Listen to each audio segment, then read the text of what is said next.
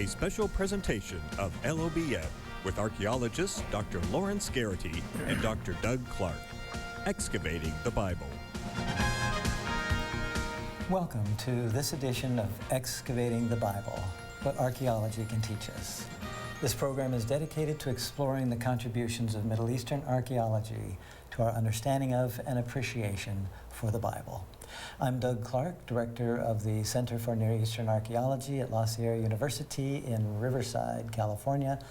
And joining me is my co-host, Dr. Larry Garrity, also La Sierra University, long-time commitment there, long-time commitment to archaeology and biblical lands as well. We are beginning a series on the site of Heshbon, Jordan, familiar to both of us in very important ways, and to our mentor as well. And so we want to talk about the connections between Heshbon and the Bible, talk about the archaeological and biblical connections. Now, you began at Heshbon when it began, right? When the excavation began. So this is an important site to you. This is back in what time period? You know, it was supposed to start the summer of 1967, the first week in June. And everyone who knows their modern Middle Eastern history knows what happened that very week. The first day was the Six-Day War. And so that Friday, our tents were set up on the site of Heshbon. But on Sunday, they were taken down, taken back to Jerusalem, because the consulate, American consulate, warned Dr. Horn that war clouds were on the horizon and it did not look good. So I had gotten to Europe by that time, but I stayed and studied. But yes, we decided that we would start the next summer, 1968, and so I was on the ground floor of the new excavation that Dr. Horn So there's something special about this site that's to you. Right. And you mentioned Dr. Horn, the mentor for both you and I, Dr. Siegfried Horn. Certainly in biblical archaeology, certainly within Adventist archaeology, among Adventist archaeologists. Like kind of the one who started it all. And started it at Heshbon. I mean, he worked elsewhere to get that experience. And then so you began in 1968. Anything special, particularly special about Heshbon to you? I mean, besides the fact that you began there. You know, it's always exciting to be on an archaeological project. And when you're interested in the Bible, it's always interesting to look for the connections between the Bible and what you're digging up. And that's sort of what we're going to talk a little bit about tonight, isn't it? Yeah. And I was privileged to begin in 1973, season 4, and then I came back in season 5, which took us to 1976. And so that marked the first phase of excavations at Tel Heshbon. An important site for lots of reasons that we want to talk about, as well as explore some of these biblical connections. You know, when Dr. Horn was looking for a place to dig, he wanted to have his own project, and he wrote to the leading scholars in most of the important Western countries. And Dr. Albright gave him a list of names of places that he thought would be good. Kathleen Kenyon from England gave a list. Martine Note from Germany gave a list. Père Roland de Vaux from France gave a list. And the only site that was on every list was Heshbon. So Dr. Horn said, that's where we have to work. He took that as a sign, I think. We have on the monitor 3 words, Heshbon, with which biblical readers would be very familiar, because it does show up a lot. And we'll talk more about how often Heshbon shows up in the Bible and in what ways. And it's really just a transliteration of the Hebrew, isn't it? That's correct. Heshbon, and that's how we get that spelling. That is the Hebrew. The second term, Heshbon, is Arabic. In fact, that for, who knows, centuries, was the name of this site. I mean, the spelling problems. What kind of spelling problems do we have with that first vowel? You know, the vowels are always a problem in Semitic languages in the Near East. When you transliterate it into English, what do you use? And so when we started in the 60s, the popular way to indicate that vowel in English was with an E. But later on, as we know, the government promulgated a new way of transliterating, and they said you should use an I, so we went to an I. But because we had started with the E spelling, all of our publications have that just to be consistent. That's right. In fact, I'm looking at one of many volumes with Heshbon, the E. Right, And right. of course, that was the Arabic. That was when we were there, when we were working there. Right, right. And it was only afterward that it was changed. That it was changed, that's right. And yeah. we'll come back and visit these three names. Good, good. They are all part of a larger project that we know now as the Madaba Plains Project. Right. Talk to us about this umbrella organization and the contributions it's made. Yeah. Well, Dr. Horn was the director of the first 3 seasons at Heshbon, and then he became the dean of the Adventist Seminary in Michigan and felt that he could not continue both. So he turned that over to me, and I helped finish up the site at that time, like you say, around 1976. But we wanted to keep on working, and we'll explain shortly why we left the site and decided to go elsewhere. But one of the sites that we chose was Jalul. That's the largest tell in central Jordan. So we said we want to see if that can complement what we found at Heshbon and why it might have more layers of civilizations going back to earlier times. At first, we were going to get the permit for that, but because there had been some political problems, they said, pick another site. And so we went to the site of Umayri, where you were in on the ground floor of getting started at that project, and you continue to be the director of that project now because it's lasted for a long time. And it had not been noticed really before, but a new road had been built by the site. It was logistically possible to go and work there.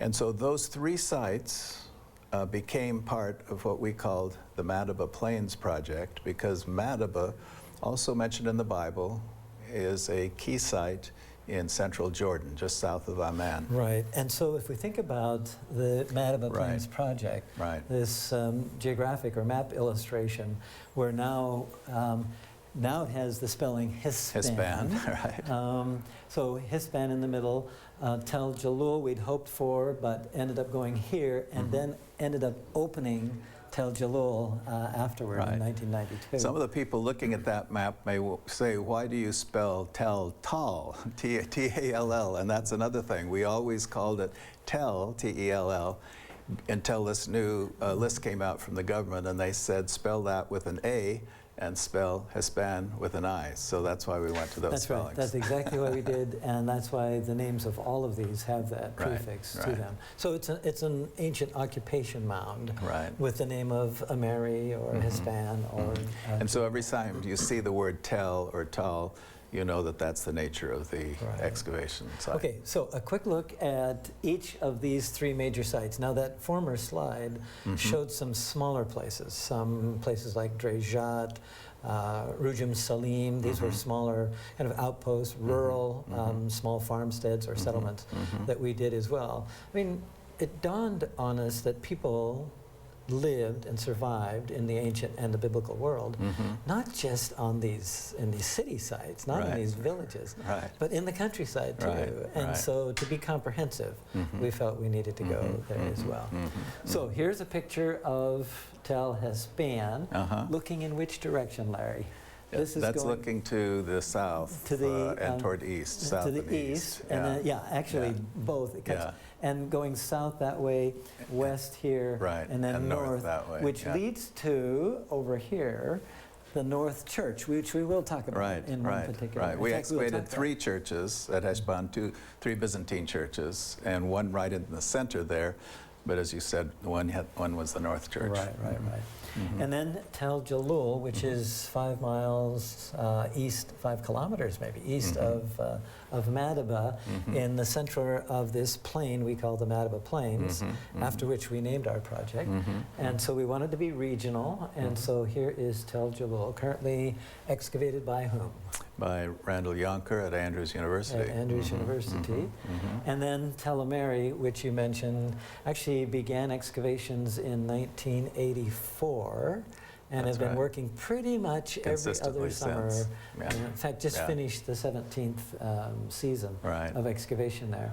You can see the tent that you erected right on the very top. That's right. And you can also see now the airport highway. Everybody that comes into Jordan flies into the Queen Alia airport south of here about 20 kilometers, and then comes by here, comes by the site, and goes up to Amman, to the capital. This is where the old track was, the dirt track, and that made it hard to get to, but now it's easy to get right to. on the freeway. So let's go back then to Heshbon. Let's think Heshbon for our discussion this evening, because this is the biblical. This gives us the biblical connection. That's true. As we That's think true. about it. So let's talk about that, and let's talk about why Siegfried Horn thought this would be a good place to go, and what would make a difference in his work. You're right, that Dr. Horn, in addition to getting this advice from all these other archaeologists and biblical scholars saying that this is the site that you ought to dig, they were all interested in the dating of the Exodus, the time when Moses took the Israelites out of Egypt. They wandered in the wilderness and then came here to this site before crossing over the Jordan River into Palestine proper. And why did they pick this particular site? Why did everybody think this was so important?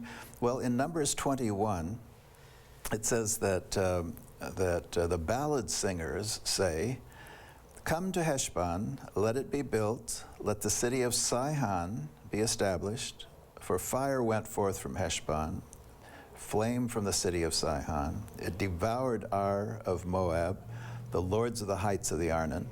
Woe to you, O Moab! You are undone, O people of Chemosh. He has made his sons fugitives and his daughters captives to an Amorite king, Sihon. So their prosperity perished from Heshbon as far as Dibon, and we laid waste until the fire spread to Madaba." You know, that's a little poem that appears in the story about the Israelite battle and capture. And it's included here because the Amorites said they fought the Moabites and captured the city. And so as evidence that this was a city that now belonged to the Israelites, they quoted this little poem. And poetry tends to be preserved better than prose, because prose can be edited more readily, as we know, than poetry.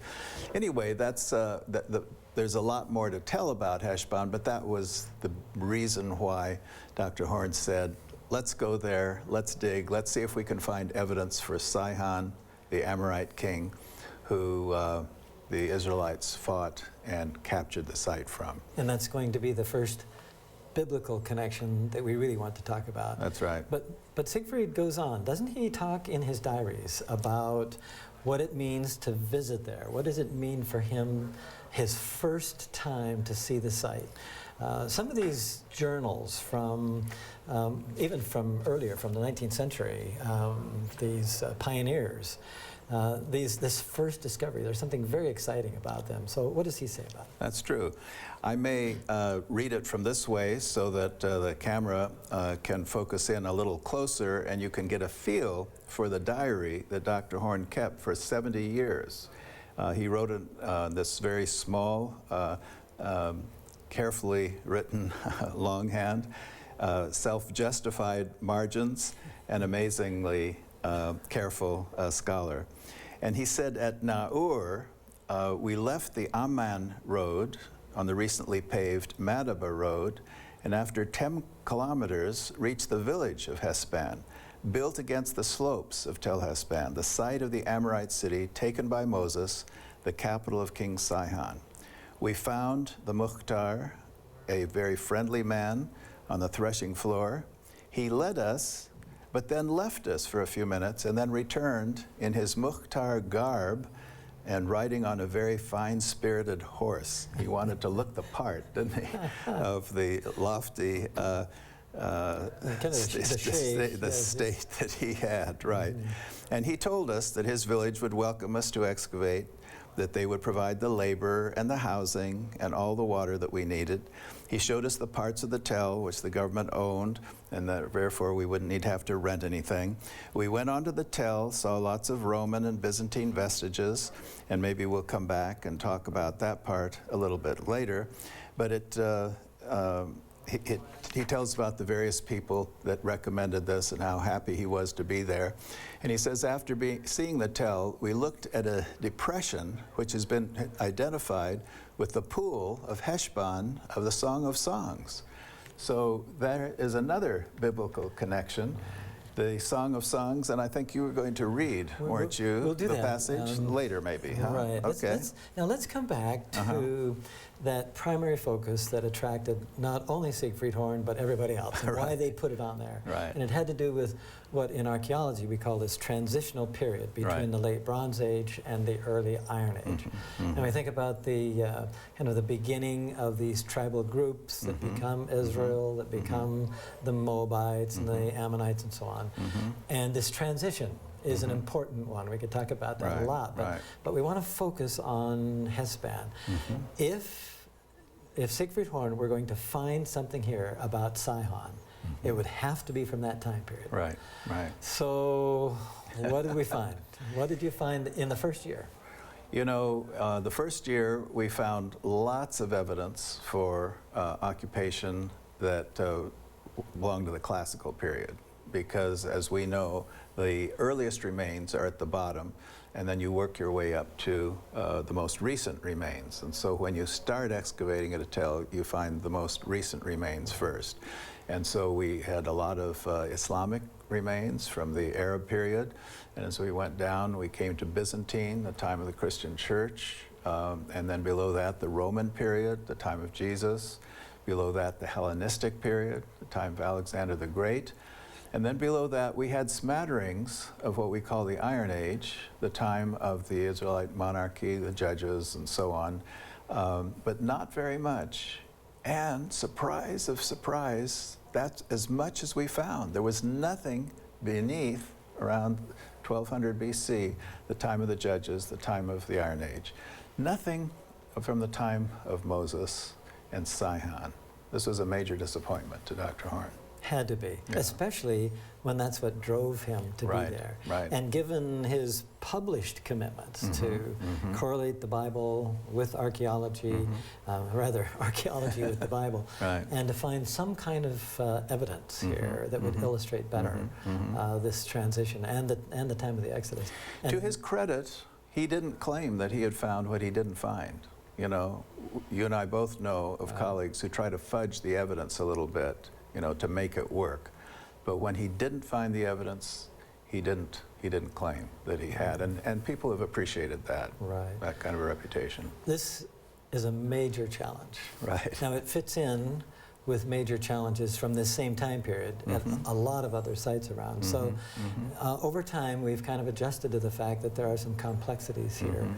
But this particular complexity led to some expansion to other places. How did that happen? Yeah, we thought, well, if this isn't Sihon City, and we thought it was Heshbon, because the Arabs called it Heshbon, which is linguistically connected. And in our regional survey, we found roads leading up to the site with Roman milestones that said Espus, which is the Greco-Roman name.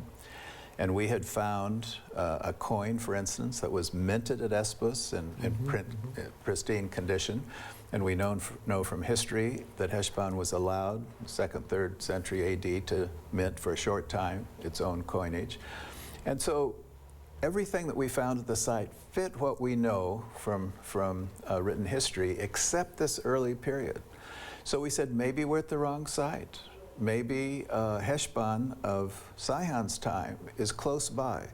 So let's start a regional survey and get a team that walks over every, square foot of the land within a 5-kilometer radius of our site. Was 10. I think that's right. Became smaller. Smaller. It was a lot to cover. So we decided later with the other 10. Right. So it started out as 10-kilometer radius. And of course we found many, many sites that had never been discovered before. And it became a very important model of the way you set an excavation of a site into its archaeological and historical context. And it was during that regional survey that we found Umeri, the site that we've both been involved in for so long, as well as these other sites. Yeah. And of course led us to think that maybe Jalul will provide something of this early period. That's right. And it of course was occupied during the late Bronze Age. Mm-hmm. That's a line of thinking that some people have celebrated and others have criticized really strongly. Right. And I think what we'll do over the course of our conversations about Heshbon is kind of explore some possible explanations. Sure. I don't think we ought to just leave it, okay, you're either left with the Bible and archaeology match here, but it doesn't.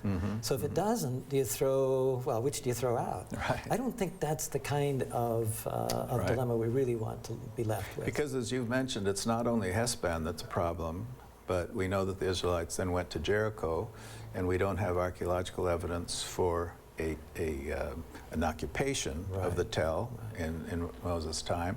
And then they went to Ai, and again, we have no occupation there. So those first 3 sites that are the stories that are so important to the beginning of the conquest, there are issues relating them to the biblical story in terms of the findings that we've had in archaeology. I don't think we ought to lose heart. We ought to explore some other possibilities than this simple, sharp, black or white. Either the Bible's true or archaeology. I think that's a false dichotomy, and we'll find some others as we go through. Sure. Now, we have also from, and we'll leave this picture of Heshbon, we're going to use the Heshbon, up on the monitor. And right down here, Larry, talk to us about the southern exposure of the site. One can stand on the top. We'll talk about other parts of this site and periods later. But what is down here at the base?